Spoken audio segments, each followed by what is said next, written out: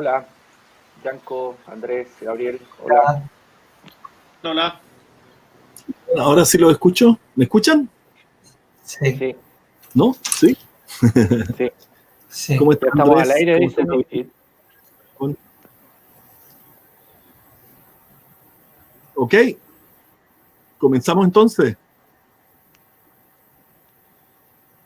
Ok, bueno, habrá que desearle a todos unas muy buenas tardes a todas y a todos. Un gran abrazo a quienes nos escuchan y visionan, acompañan y apañan en este conversatorio titulado Por una auténtica descentralización. Por favor, una plática que creí importante ayudar a desplegar debido a lo paradójicas que se vuelven algunas urgencias, ¿no? Como la desconcentración y descentralización de poderes, competencias, recursos simbólicos y materiales en la gobernanzas en plural, habría que decir, de nuestro país. Paradójicas porque yo creo que pocas urgencias, casi 2 siglos, en ser resueltas, ¿no? Y para dialogar en torno a estas paradojas de nuestro pasado y sobre todo las necesidades de nuestro presente, han sido convocados 3 invitados que paso a presentar a continuación. Está con nosotros Andrés Kogan, que es sociólogo, diplomado en Educación para el Desarrollo Sustentable, magíster en Comunicación y Cultura Contemporánea, con cursos de doctorado en estudios sociales de América Latina. Es integrante también de la revista Iberoamérica Social, director del Observatorio Plurinacional de Aguas y miembro del Buen Vivir Global. Actualmente, si no me equivoco, está trabajando en la Municipalidad de Lo Prado y es asiduo columnista en medios digitales como el periódico El Mostrador. Nos acompaña también Nego Montesinos, nacido en Pichirropulli, cerca de País. Es doctor en investigación en ciencias sociales con mención en ciencia política por Flaxo en México. Es académico y director del Instituto de Administración de la Facultad de Ciencias Económicas y Administrativas de la Universidad Austral de Chile. Es colega nuestro acá en Valdivia. Y es también director del Centro de Estudio de Desarrollo Territorial de la misma universidad. Como creo que todos saben, durante el gobierno de la presidenta Bachelet fue gerente regional de la región de Los Ríos, y él se ha especializado en materias como descentralización del Estado y participación ciudadana. De hecho, hace algunas semanas publicó el libro Centralismo y Descentralización en Chile, pasado, presente y propuestas de futuro. Y algunos meses antes, por la editorial de la Universidad Austral de Chile y junto a Verónica Fuentes, Pedro Huel también publicó el libro El Nuevo Orden Regional. También nos acompaña aquí Gabriel Boric, que es de Punta Arenas. Tengo ahí algunos amigos, egresado de la Escuela de Derecho de la Universidad de Chile.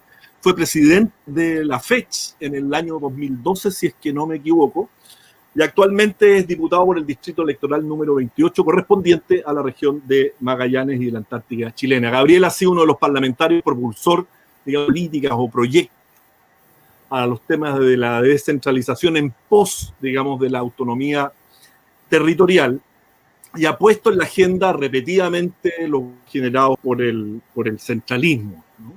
A principios de año de este 2020, de hecho, presentó aquel proyecto de resolución que solicitaba al presidente que se adoptaran las medidas necesarias para celebrar las elecciones de gobernadores regionales en el año 2020. Había cuenta de las dilaciones, aunque finalmente la pandemia, Gabriel dijo otra cosa, pero va en camino a eso. Quiero partir por un comentario y evaluativo, a modo de pregunta, digamos, para los tres, pero también de introducción, digamos, en orden a iniciar un diálogo, en forma posterior, si así lo creen necesario por el resto, digamos, de los participantes. Solo permítame pedir no extenderse más de 3 o 4 minutos para que esto parezca lo más posible a un conversatorio.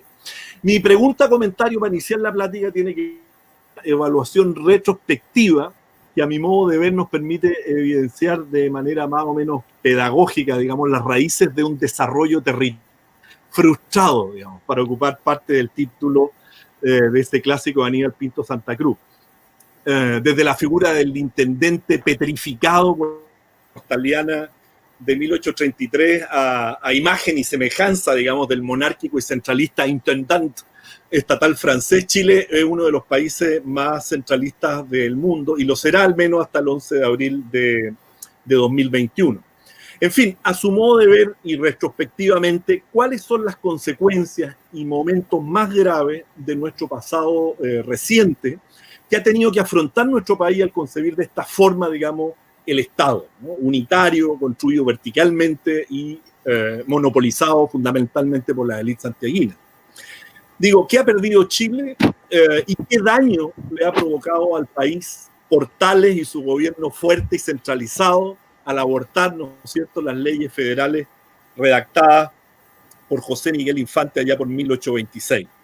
En lo inmediato pienso, digamos, desde mi sur, que la mirada etnocéntrica y monocultural de este ordenamiento portal construyó casi una religión patriótica que sustentó ideológicamente la dominación y hasta el genocidio, digamos, de nuestros pueblos originarios, y que en pos, digamos, de la unidad nacional transformó en una suerte de enemigo de Estado a toda alteridad, ¿no?, o disidencia cultural. En fin, ¿te parece comenzar tú, Egon, ya que tocas algunos de estos aspectos históricos en tu último libro? Pero ojo, insisto para todos que en la noción de pasado reciente, ¿no? Porque supongo que en estos últimos 20 años podemos encontrar huellas visibles y hasta abyectas, digamos, del impacto de este ordenamiento de Chile desde el nivel municipal hasta la inversión pública a nivel partidario. Creo que a modo de ejemplar son interesantes para muchas y muchos que no han tenido fuera de la centrópolis. Egon, no sé si te animas a partir tú primero. Y si me niego, la embarro. Así es que voy a tener que comenzar. Gracias, Yanko. Un gusto estar con Andrés, con el diputado Gabriel Boric. Y por cierto, agradezco mucho la invitación de la Furia del Libro. Bueno, efectivamente, hay una herencia portaliana que aún está presente. Y dado que en 3 minutos hay que hacer alusión a esto, puedo decir que hay como 2 o 3 indicadores que a nosotros nos están diciendo que el diseño institucional chileno, las reglas del juego que rigen la política y la sociedad, todavía tienen presentes a esta figura de partida del supuesto que los territorios debían ser funcionales a una idea nacional de desarrollo, crecimiento, política, elite. Primero que, por ejemplo, una herencia, yo no sé cómo el diputado Boric nos ha hecho una marcha desde Magallanes por este antecedente. Le voy a ofrecer un motivo. La ley de partidos políticos establece que el candidato de Timauquel, el candidato concejal de Cochamó, de Aysén, de Mafil, debe ser inscrito por el presidente nacional del partido. Son elecciones territoriales, ojo, no estoy hablando de los candidatos a diputados, son elecciones territoriales, alcalde, concejal y gobernador regional, que lo inscribe el Partido Nacional, el líder del Partido Nacional. Por lo tanto, la fidelidad que se provoca en un territorio extremo es nacional. Si hay un acuerdo comunal, si hay un acuerdo regional por llevar una buena alternativa a la alcaldía o a la concejalía, pero esa alternativa se cruza con un parlamentario que tiene mejor llegada con el nivel nacional, puede entrar alguien que no tiene ninguna legitimidad territorial. Ese es un ejemplo de Portales, unidad nacional a costa de cualquier cosa, no de preservar la diversidad territorial, sino que de preservar la unidad que responde a intereses nacionales. Segundo, el gasto subnacional es el más bajo de la OCDE y el más bajo de América Latina. Está en el 14,5%. ¿Qué significa eso? Que de cada 100 pesos que se invierten en Magallanes, solo 14 son invertidos por o gobierno regional y municipalidad. El resto, nivel sectorial.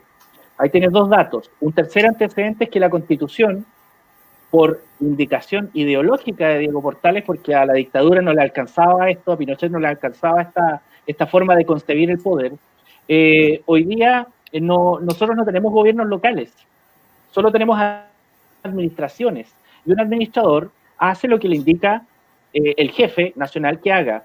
Los gobiernos regionales son entes autónomos, sí, por ley, 19.175, pero tienen claras indicaciones de administración, no de gobierno. Un claro ejemplo es que somos un país anómalo, y ya con esto cierro, Yanko. El país anómalo que tenemos es que el intendente regional, que es un burócrata leal a un presidente de la República de origen Borbón, Portales lo deja como burócrata leal al presidente de la República. Yo fui orgullosamente un burócrata leal a la presidenta. Nunca me consideré un representante de la región. Ojo, para que no me van a pegar con boomerang.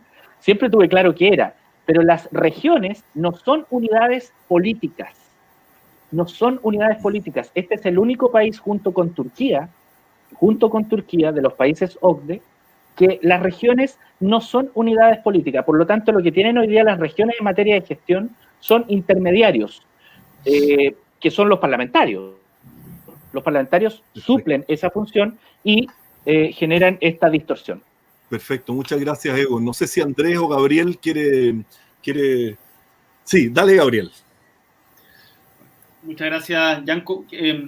Parto por agradecer a la Furia del Libro, tremenda instancia, y me imagino todo el esfuerzo que significa hacer las actividades virtuales. Sé que ayer estuvieron, entre otras personas, con el Nano Sten, que me contó que tuvieron una muy linda actividad, y qué importante esto. También recojo una discusión que hubo en el panel antes. Todos nos sorprendimos un poco porque en estos momentos es extraño, y yo diría que inconveniente que seamos solamente cuatro hombres exponiendo, y la gente de la Furia nos aclaró que en todas las actividades de la Furia del Libro habían 28 mujeres y 21 hombres, y que por lo tanto cuidaron de tener la paridad. Sin embargo, que para este panel, producto de las complicaciones tuvieron problemas para organizarlo, y por eso finalmente yo creo que todos decidimos participar para también apoyar a la Furia, pero entendiendo que la paridad es tremendamente necesaria y es algo que no podemos pasar de vista incluso en estos tiempos excepcionales. Dicho esto, quiero comenzar a propósito de la introducción que hacía Yanko con una cita que me vino a la cabeza de justamente la introducción del libro de Aníbal Pinto Santa Cruz, de Chile, un caso de desarrollo frustrado, que me parece muy pertinente para el momento, porque este libro, si mal no recuerdo, es de principios de los 60, fines de los 50, no recuerdo exactamente la fecha, pero en el prólogo dice que... dice lo siguiente, que justo lo revisé hace poquito, dice: los peligros que extraña la expansión de la economía nacional sin una subsecuente distribución de los mayores ingresos por esta producida son tremendos. El desequilibrio tendrá que romperse o con una ampliación sustancial de la capacidad productiva y un progreso en la distribución del producto social, o por un ataque franco contra las condiciones de vida democrática que en esencia son incompatibles con una economía estancada.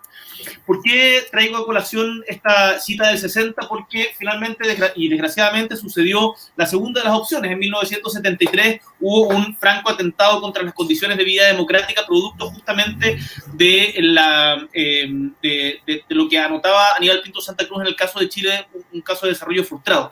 Yo creo que hoy día, por cierto que todo esto es multifactorial y hay un montón de otros elementos que tomar en consideración, pero yo creo que uno de los puntos que son centrales en el malestar, como lo anotaba también o lo menciona Andrés en varias de sus columnas, es, no se puede obviar el carácter territorial del malestar que está cruzando a todo Chile. Porque si se le trata de dar una visión solamente nacional, se omiten un montón de particularidades que están en el centro de las protestas que se han levantado por producto de una injusticia que no tiene la misma cara en todas partes. Y no me quiero extender mucho en los diagnósticos, solo quiero partir como en esta palabra introductoria, contando una pequeña anécdota vinculada al mundo cultural, que también entiendo es parte del objetivo de este evento, de la Furia del Libro. Cuando yo iba en cuarto medio, le pregunté a un profesor que tenía una banda de música, Lluvia Ácida, en Punta Arenas. Le dije, oye, que una banda que tenía como, que estaba desde la perspectiva que yo tenía en ese momento como tocando techo en la región. Le digo, oye, ¿por qué no se van para Santiago para crecer? Y me dice, no, pues Gabriel, como nosotros, el sentido de nuestra música es, la música es no solamente la música, es la existencia desde el territorio. si nosotros nos vamos a Santiago, dejamos de ser lluvia ácida. Y después fui entendiendo eso con diferentes escritores o con diferentes artistas en diferentes dimensiones. Óscar Barrientos Brasic, por ejemplo, escritor magallánico, Paola Besani, escultora magallánica, que en el fondo hacen su arte con muchas dificultades desde el territorio, desde la región. Y eso, hoy día, todos los incentivos están puestos en contra de aquello. Termino esta introducción con diferentes temas, recalcando algo que me parece central en el debate de descentralización. Esto no es solamente una discusión sobre traspaso de facultades de una élite a otra. Tiene necesariamente que tener una mirada de cambio de modelo de desarrollo y de distribución de la riqueza y el poder.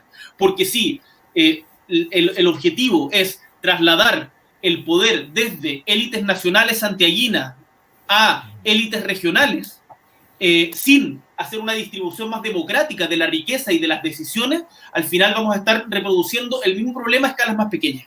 Y yo creo que eso es algo tremendamente peligroso, en lo que muchas veces se cae en una suerte de voluntarismo descentralizador que no se hace cargo del problema de fondo, que es la desigual distribución de los recursos y de la democracia, del poder en el fondo en todo nuestro territorio.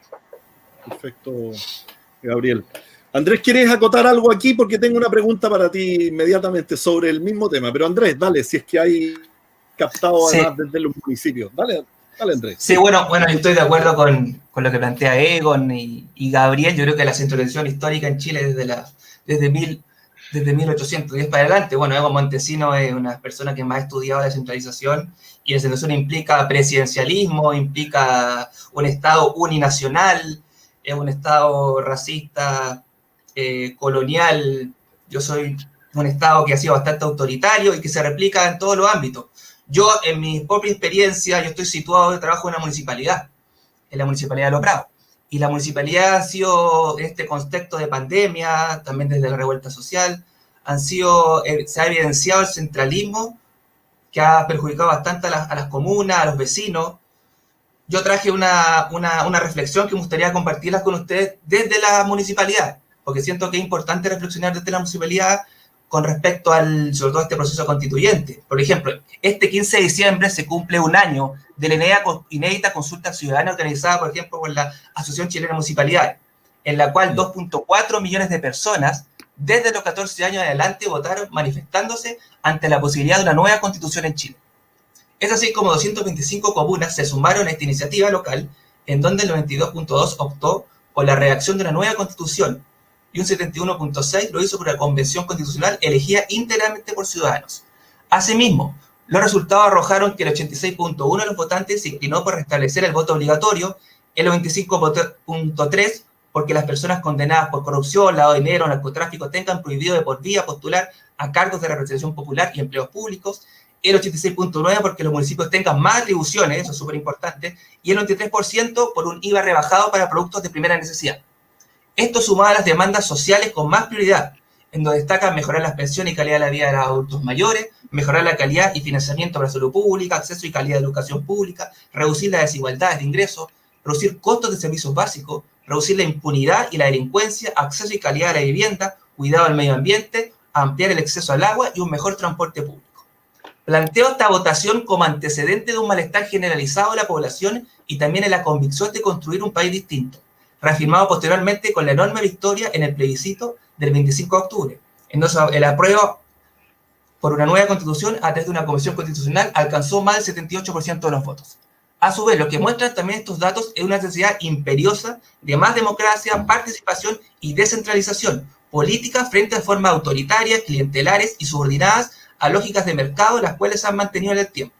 Una falta de descentralización política que, como bien plantea Egon Montesino, ha estado ausente en prácticamente toda la historia de Chile a través de las constituciones de 1833, 1925 y 1980, las cuales sentaron las bases de modelos políticos y económicos presidencialistas y centralizados, dejando a las regiones y a las comunas con un bajo nivel de poder en la toma de decisiones sobre los territorios. De ahí que, si bien la Constitución de 1980 planteó la necesidad de una descentralización del Estado mediante procesos de regionalización y municipalización, ha sido más bien un medio de carácter administrativo desde el Ejecutivo para un desarrollo económico neoliberal y extractivista, del país, el cual ha estado sujeto a la venta de materias primas sin importar lo más mínimo las condiciones socioambientales de aquellos territorios.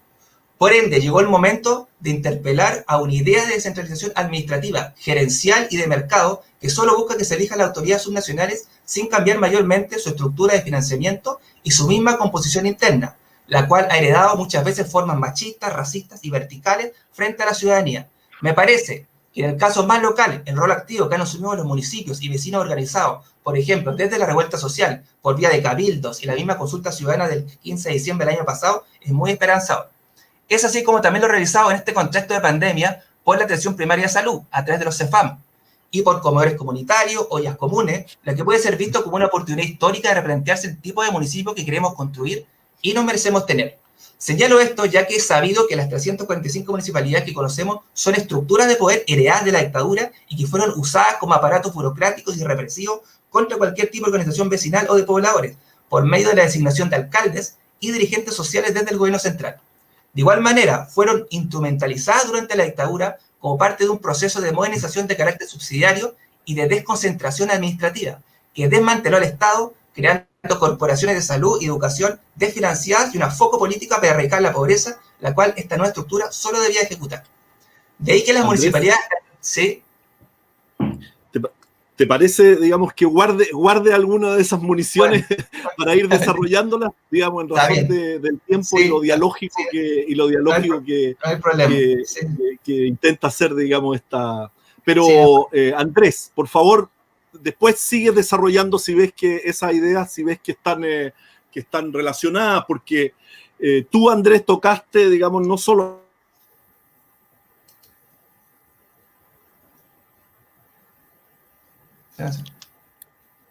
Perdimos el audio. Perdimos Yanko. Sí. ¿Sí? ¿Perdón? Ahí volviste. ¿Perdón? ¿Fuiste, Yanko? Te perdimos. Se está pegado. Sí. ¿Me escuchan? Ahí sí. Muy... ¿Sí? ¿Se escucha ahora? Ahora mejor.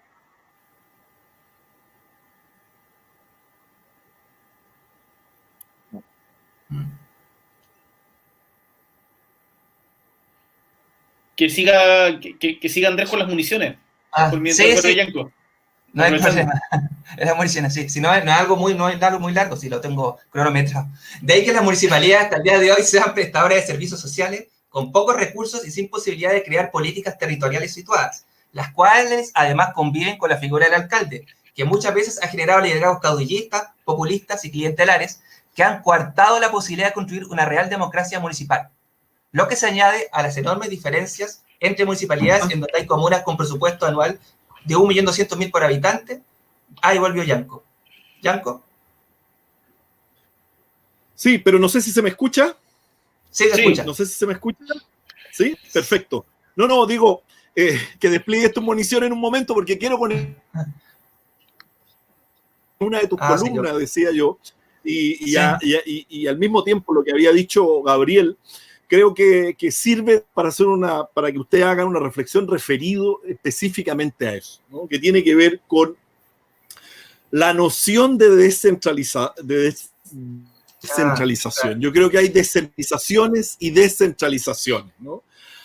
Y tomando como título este diálogo, ¿no? Yo creo que no habría una auténtica descentralización si esta no es acompañada de una crítica, como dices tú, Andrés, ¿no? En una de tus columnas, al modelo extractivista y privatizador del Estado, el cual ha usado a los territorios periféricos como espacios básicamente de depredación de recursos naturales para satisfacer las necesidades de la élite, digamos. Es decir, centralización de carácter funcional a los grandes grupos económicos. Y la pregunta que cabe, y ahí le abrimos la palabra tanto a Egon, Gabriel y a ti, Andrés, para que lo desarrolles. La pregunta que cabe entonces, ¿cómo podemos, junto con descentralizar, asegurar que el proceso, digamos, no quede secuestrado por un modelo de desarrollo aún más judicial para los espacios locales y regionales, en la medida que la adaptabilidad de dichos grupos, digamos, de la élite, perpetuarán ahora con más refinamiento y legitimidad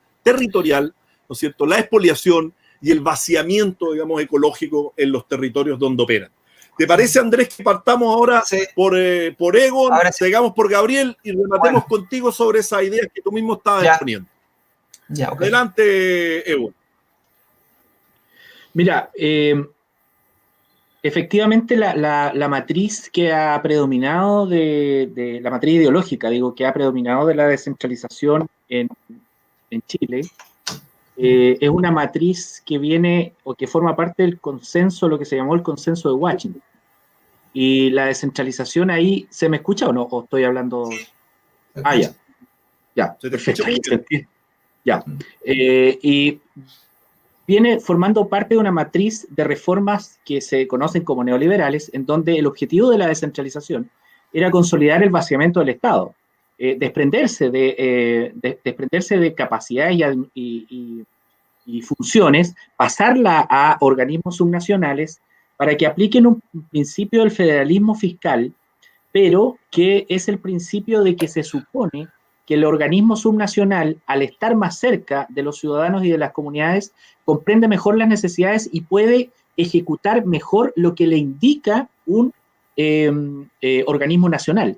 No es una mirada más progresista que uno pudiera decir de la descentralización que está orientada a empoderar esos territorios para que construyan políticas públicas bottom-up, de abajo hacia arriba, que implica mayor empoderamiento, mayor participación, construcción de políticas, diseño de políticas, pero no, la lógica neoliberal es precisamente desprenderse de atribuciones, liberar las fuerzas del mercado, es decir, que no haya mucho control subnacional para que el mercado funcione bien. Entonces vendría a ser como una especie de relegitimación de una forma de producir que muy bien lo describió tú, Yanko y Andrés.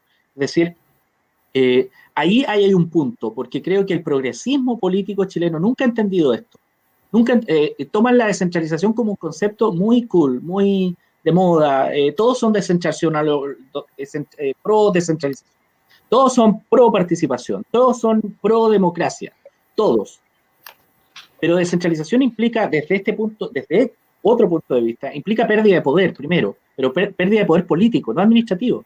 La filosofía de Pinochet y de Mitre en Argentina era, la administración se descentraliza, el poder político jamás, porque el poder político permite o garantiza control, y control no tan solo de los criollos que se quieren sublevar ante la unidad nacional, sino que también de las fuerzas de producción, o más bien de garantizar que las fuerzas productivas se dinamicen. Entonces, esta idea efectivamente está teniendo un tránsito.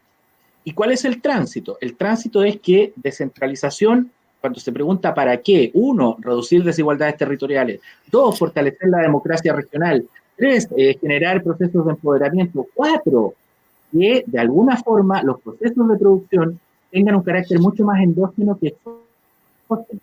Por lo tanto, esta discusión, estos cuatro objetivos que te puse, son 4 objetivos que la mayoría de la élite política que ha impulsado la descentralización ignora o conoce muy bien.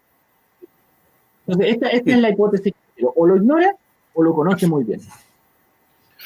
Perfecto. Gabriel, te escuchamos. Es cierto y preocupante lo que dice Egon, porque yo que soy nacido y criado en Magallanes, desde que soy chico escucho a todos los políticos. Yo soy un político, y lo digo con orgullo y conciencia de las dificultades que tiene el oficio hoy día. He escuchado el lugar común de todos de que están por la descentralización, de todos, desde la extrema derecha a la izquierda extraparlamentaria, todos dicen, pero a la hora de los que hubo, incluso, y es una cuestión que se expresa no solamente en los debates de política nacional, sino, como bien decía Egon, en el comportamiento de los partidos, no están disponibles a ceder poder. Entonces, la descentralización no es un problema solamente respecto de quién administra ciertas facultades de gobierno, sino también tiene que ver con una manera de concebir el ejercicio del poder en todas sus dimensiones, no solamente en torno a lo estatal. Y ahí yo creo que quienes estamos en política estamos muy al debe, porque hay una comprensión estatalista, por decirlo de alguna manera, de la idea de descentralización que es muy limitada. Es muy limitada. Y eso permea también en las organizaciones sociales, porque acá no se trata de que todo lo que está vinculado al Estado es malo, opresor y centralizador, y todo lo que está vinculado a las organizaciones sociales es puro, impoluto, etc. De hecho, yo creo que la lógica centralista ha permeado mucho en las organizaciones sociales. Y permítanme contarles un ejemplo. En Magallanes, tuvimos la primera movilización de esta serie de movilizaciones regionales que se dio en el primer gobierno de Sebastián Piñera. A fines del 2011, 30 de diciembre del 2011, el gobierno nacional decide subir el precio del gas en Magallanes. Y eso genera que durante cerca de 2 semanas hay una movilización muy transversal en la región, que era en contra del alza del gas. Pero yo pensaba en ese momento, justo había sido, no, esto antes de que fuera presidente, fue el 2010, perdón, a fines del 2010, principio del 2011. Pensaba de que había una contradicción en la esencia de la movilización, porque la movilización se sostenía solamente en la solicitud al gobierno central de que revirtiera la decisión que había tomado. Pero no había un contenido político de, bueno, ¿por qué el gobierno central tiene la facultad de tomar esta decisión respecto del gas que se extrae en este territorio? Entonces, esto no tiene que ver con que las cosas que se producen en un determinado territorio tienen que quedarse acumuladas solamente para los que viven en ese territorio. Yo creo que tienen que haber mecanismos de coordinación para la distribución de la riqueza a nivel nacional y, por qué no decirlo, como mundial. O sea, yo creo que todos tenemos que... de izquierda, la izquierda tiene que estar íntimamente vinculada a posiciones internacionalistas desde ese punto de vista. Pero mi punto es que al final, desde las comunidades muchas veces hay una perpetuación de la lógica centralista al exigir que señores del centro solucionenme la cuestión. Por ejemplo, y voy a una crítica política, el senador Bianchi, que se define como centralista, decía a propósito de los problemas que ha evidenciado la pandemia en torno al centralismo, que la solución era, o una de las soluciones era enviar un delegado presidencial con facultades, con mayores facultades a la región de Magallanes. Yo decía, pero por la chucha, perdónenme, pero esto no puede ser. Lo que tenemos que hacer justamente lo contrario. Empoderar, en este caso, a los CESFAM, a las municipalidades que son los que saben lo que está pasando, y no que nos manden un delegado presidencial además del intendente.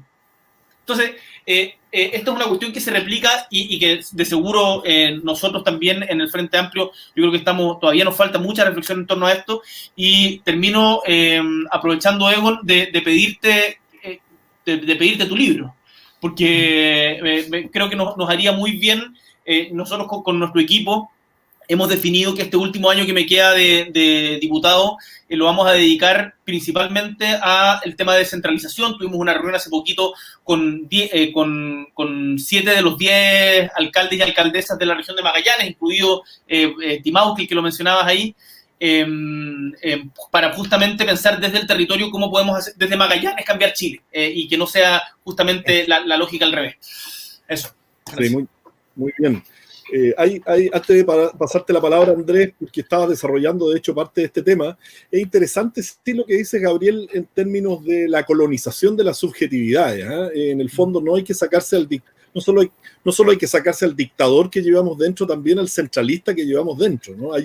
Hay disposiciones, digamos, culturales transmitidas de generación en generación que hacen, digamos, nuestras acciones políticas también desde una visión, ¿no es cierto?, centropolitana, ¿no? Y eso, claro, se evidencia o se objetiva, digamos, en las acciones políticas desde el Estado, pero también desde nuestra propia vida cotidiana, ¿no?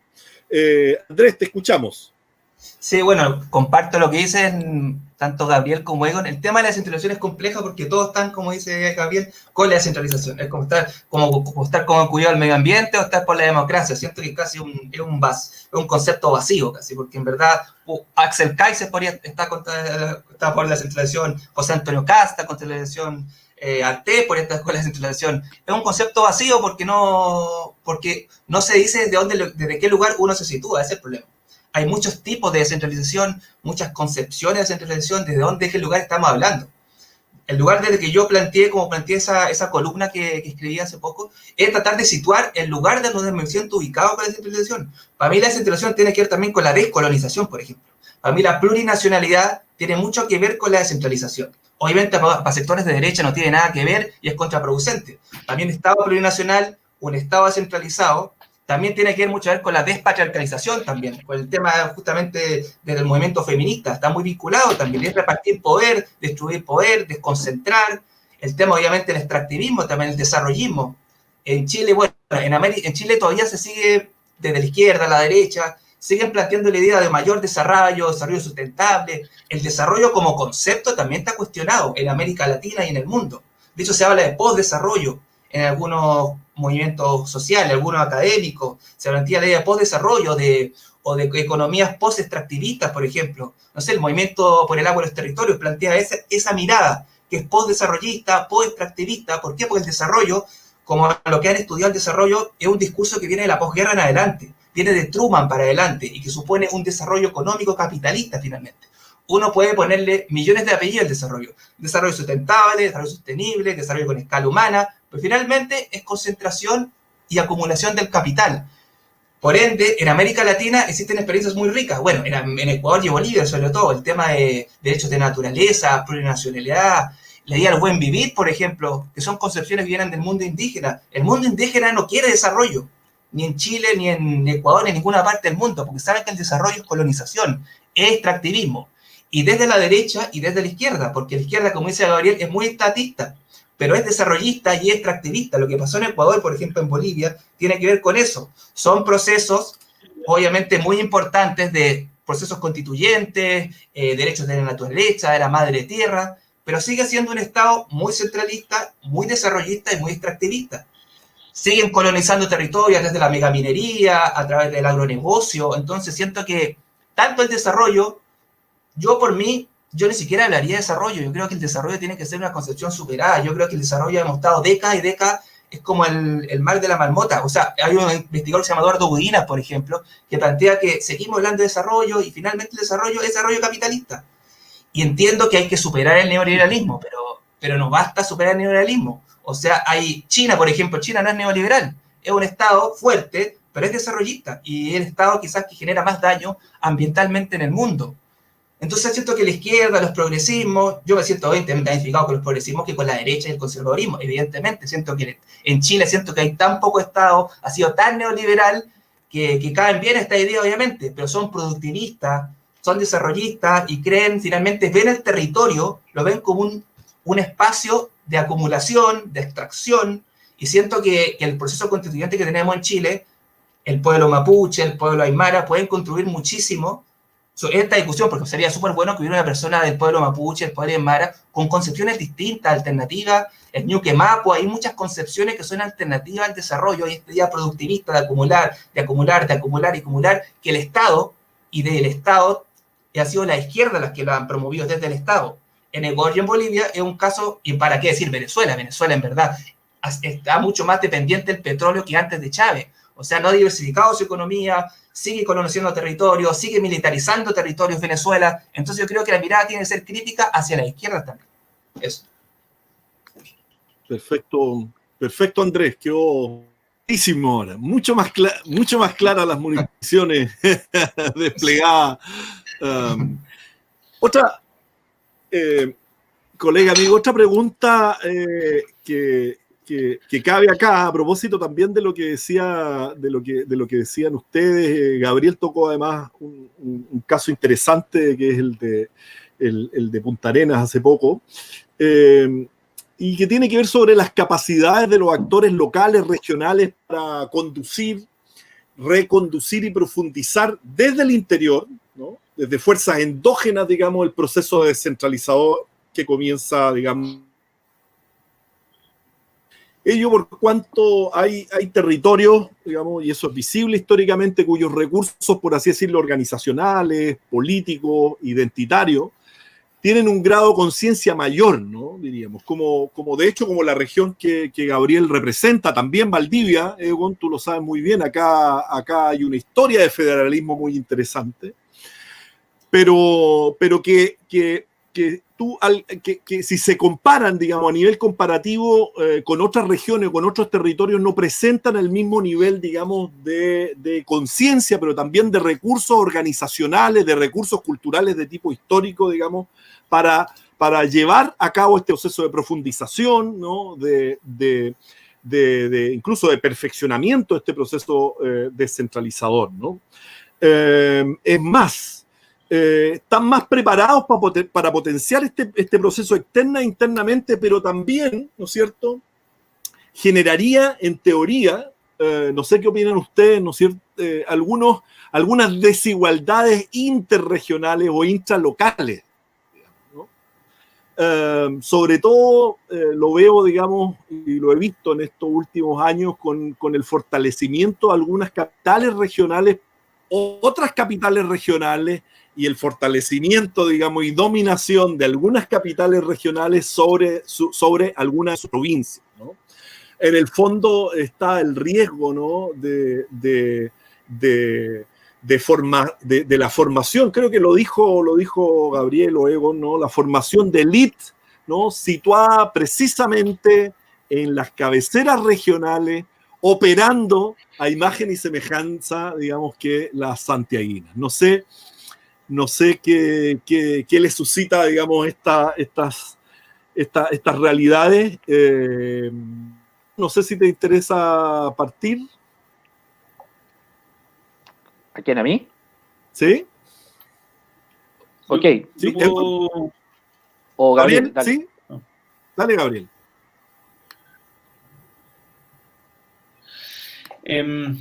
Mira, lo que tú dices es súper importante porque quienes estamos en regiones, yo me imagino que a Andrés seguramente le debe pasar también en el caso de la región metropolitana y el centro, como la distribución de recursos al interior de la región metropolitana. Pero esto tiene varios factores. Tiene varios factores y me parece que se ha empezado a vislumbrar algunos atisbos interesantes de solución, porque no es una cuestión que se solucione el problema de la distribución de competencias a nivel regional, no es algo que se solucione solo con un tipo de medida. Por ejemplo, me parece muy interesante la decisión que se tomó en el gobierno de Michelle Bachelet, el segundo, de crear centros de formación técnica en regiones, y que esos centros de formación técnica, además, hasta donde yo tengo entendido, por lo general no están en las capitales regionales. En el caso de Magallanes están en Porvenir. Cosa que me parece tremendamente interesante porque la creación de espacios de continuidad de la vida, y lo digo así, o sea, que los jóvenes no tengan que migrar para poder seguir desarrollándose, es una cuestión que es fundamental y que dentro de las regiones pasa muchísimo, que es uno de los motivos también, que yo no tengo una reflexión tan clara sobre eso, pero la urbanización del mundo y la urbanización de Chile, creo que también tiene algo de ese problema, de que en el fondo ya no hay jóvenes que quieran trabajar en el campo. En la Patagonia, cuando hablo de la Patagonia me refiero a Chile y Argentina, es algo que está pasando mucho, como esas tradiciones se van perdiendo producto del estatus que se le asigna al título profesional, por ejemplo. Entonces, y que ese título profesional solo es accesible en las capitales regionales o en urbes.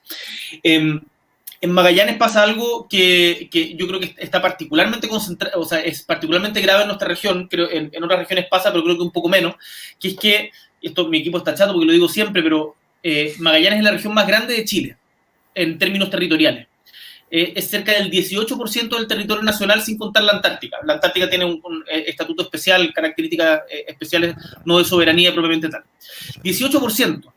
Y somos la segunda región menos habitada del país. Hoy día, 0,9% de la población vive en la región de Magallanes.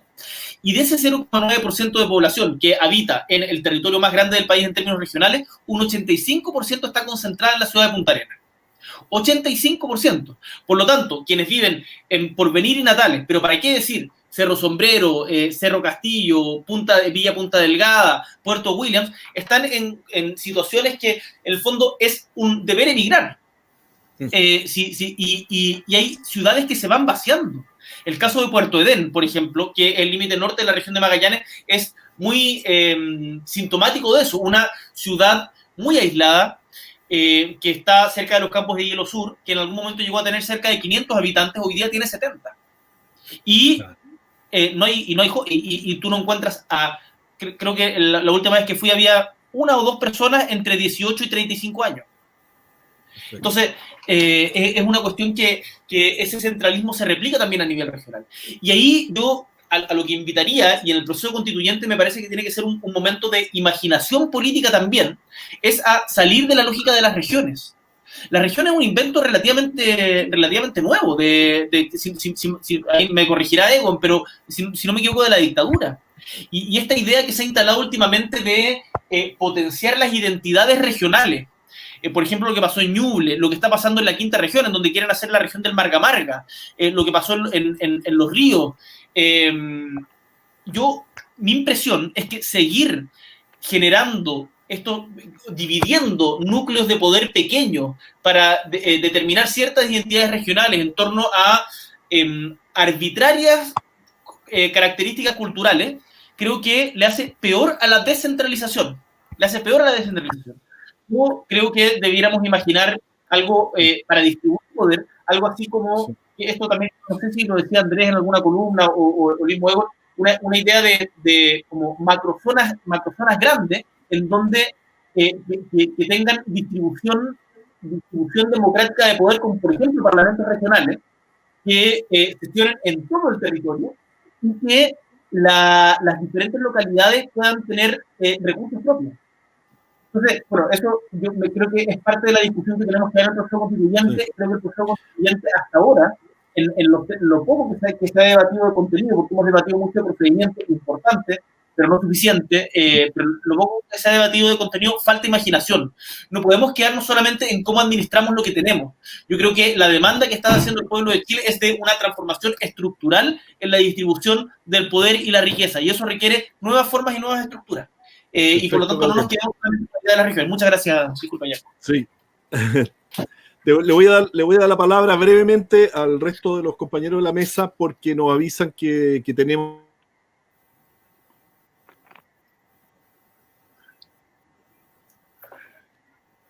Cinco minutos. Sí, así es que Andrés, unas palabras sobre esto en realidad o linkeados con lo que hemos conversado para terminar de manera decorosa. Este espacio, así es, decorosa. Muy bien. Egon. Sí, Egos. No me mates, Pollaco. Oye, como decían los mexicanos, todos los mexicanos llevan un pequeño PRI dentro. Bueno, nosotros llevamos un pequeño centralista dentro. Sí. Oye, bueno, lo que apunta Gabriel es lo que se conoce como la desigualdad territorial, es decir, que todavía en Chile importa donde tú naces. Yo nací en Pichirropulli. Y claro, si no hubiese tenido redes familiares que me ayudaron a potenciar mis pocas capacidades que tenía desarrolladas en ese entonces, hubiese seguido estando en mi pueblo, orgullosamente, jugando y pateando piedra con mis compañeros cada verano que voy a jugar allá. Entonces, hay que hacer políticas, la descentralización tiene que generar posibilidades de que ya no dé que dé lo mismo donde tú naces, o al menos haya muy poca diferencia o desigualdad. Lo otro, estoy de acuerdo que el proceso constituyente, ya para ir cerrando, es una oportunidad para revisar y para que la élite política de verdad estudie sobre descentralización, que comprenda qué significa esto, cuáles son los orígenes ideológicos. Hay una descentralización que los progresistas de Chile adoran, y esa fue generada por el neoliberalismo de la nueva gerencia pública, que tiene una base en la economía institucional, que tiene una base muy conservadora, tanto en Estados Unidos como en Europa, etc., y la idolatran. Entonces hay una especie de distancia entre lo que están idolatrando y cómo se debe implementar en la práctica. Y lo otro, yo creo que hay que también contribuir a que el debate constituyente, sacarlo del Distrito 10. El Distrito 10 va a poner 8 constituyentes nomás. No van a ser ni siquiera una bancada. Pero las regiones van a poner 108 constituyentes, lo cual ya es superior a los 2/3. si todos los constituyentes y todas las constituyentes de regiones se pusieran de acuerdo para hacer Chile un país federal, lo podría lograr. Y los del Distrito 10 que lleguen, por más inteligentes que sean, no van a hacer ningún esfuerzo por cambiar esa fuerza que viene de las regiones. Yo creo que hay que desdiezizar la discusión del proceso constituyente y comenzar a hablar de lo que plantean los constituyentes de Magallanes, de Arica, de Los Ríos, etcétera. No solo conciencia de clase, sino conciencia territorial, ¿no es cierto? Bien, compañero Yanko. Me encantó ese concepto. Sí, yo lo quería, como dice yo trabajo en la región metropolitana y bueno, la desigualdad territorial a nivel municipal es gigantesca. Y esa evidencia de esta pandemia, como decía... Gabriel, hombre, dijiste Giorgio. Tengo pelo todavía. Te sigues confundiendo, Andrés. Y bueno, escuchamos, Andrés. Yo siento que es un desafío a nivel constitucional el tema de pasar de administraciones locales a gobiernos locales. Y eso que es muy importante. Si a nivel constitucional las municipalidades solamente administran. Por ejemplo, yo trabajo en una municipalidad, está lleno de programas sociales de todo tipo que finalmente los crean los ministerios, servicios nacionales, totalmente descontextualizados, descentralizados finalmente, y la municipalidad obviamente los recibe porque no tiene recursos. Al final las municipalidades dependen del Fondo Común Municipal, que claro, es una ayuda, pero es un parche finalmente. Si el Estado prácticamente no pone ni un peso directo a las municipalidades, depende de un Fondo Común Municipal, que finalmente depende obviamente de las contribuciones, de las patentes, pero en el caso de Los Prados, por ejemplo, que una comuna media, comuna más empobrecida incluso, no tiene patentes, muy poco de patentes comerciales, contribuciones no hay mucho porque hay mucha vivienda social, entonces finalmente los alcaldes y las comunas tienen que subsistir con lo poco que tienen, y eso tiene que ver con un tema constitucional, porque las municipalidades siguen siendo administraciones locales, y siento que tiene que cambiar eso finalmente, y con esta nueva constitución es una oportunidad para construir un municipalismo mucho más activo, y por ejemplo las municipalidades no pueden tener empresas, por ejemplo. No sé, o sea, Maipú es una cosa rara porque tiene una empresa de agua, pero el resto de las comunas, el agua la administra finalmente grandes empresas, que les da lo mismo, están pensando en el bolsillo. ¿Por qué no pensar en empresas municipales para que den empleo, para que reactiven la economía? Por ejemplo, el tema de las cajas de mercadería, por ejemplo, Piñera y el gobierno, fue una pésima idea. ¿Por qué no entregar más recursos a las personas para reactivar el comercio local?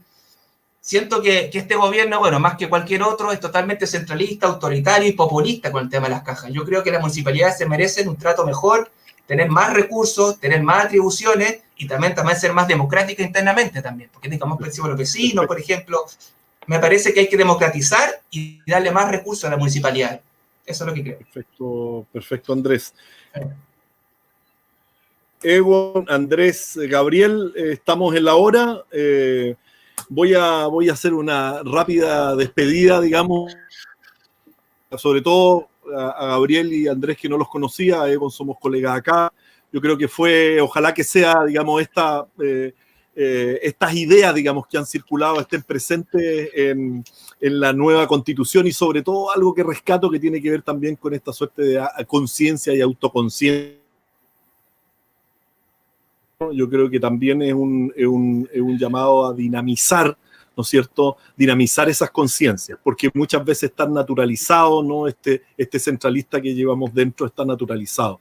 Y a través de los ejemplos, además, y de las narrativas, además, que han desplegado, yo creo que los visionadores de esta mesa se han podido dar cuenta, digamos, de lo que sucede más allá de las fronteras de Santiago. Un gran abrazo, Egon, Gabriel, Andrés, un gusto en conocerlos y que estén muy bien. Chao, un gustazo. Gracias a la Furia. Un gusto. Gracias a la Furia. Chao. Chao.